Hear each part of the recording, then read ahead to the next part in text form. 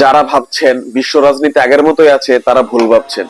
হিসেব বদলাচ্ছে, মেরু বদলাচ্ছে, বদলে যাচ্ছে পৃথিবীর চিরচেনা রাজনীতির প্রেক্ষাপট।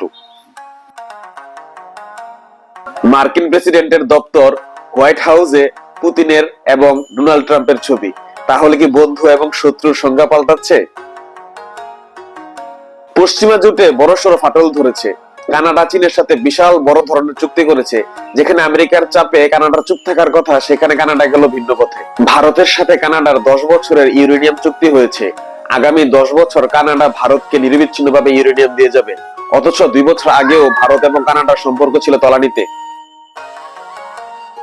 ভারতকে আটকে রাখতে পারলো না আমেরিকা। ইউরোপের 27টি দেশের সাথে ভারতের অনেক বড় ধরনের চুক্তি।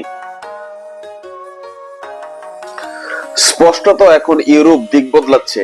যেমন জার্মানের চ্যান্সেলর প্রথমবারের মতো চীন যাচ্ছে ফেব্রুয়ারিতে, বড় ধরনের চুক্তির আশঙ্কা। ইরান মার্কিন উত্তেজনা কমাতে কাজ করছে সৌদি আরব ও কাতার। আর যুদ্ধ নয়, এখন মধ্যস্থতা।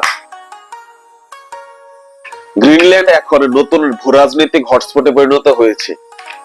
গ্রিনল্যান্ডে ব্রিটেন, ফ্রান্স এবং ডেনমার্ক সামরিক মোতায়েন করছে। আর ওইদিকে পুতিন বলছে গ্রিনল্যান্ড যদি আমেরিকা দখল করে নেয় তাহলে পুতিনের কোনো আপত্তি নেই। এগুলো কোনো সাধারণ বিচ্ছিন্ন ঘটনা নয়, পরিকল্পিত এবং সাজানো। আপনি কি মনে করেন বিশ্ব ব্যবস্থায় নতুন পরিবর্তন আসছে?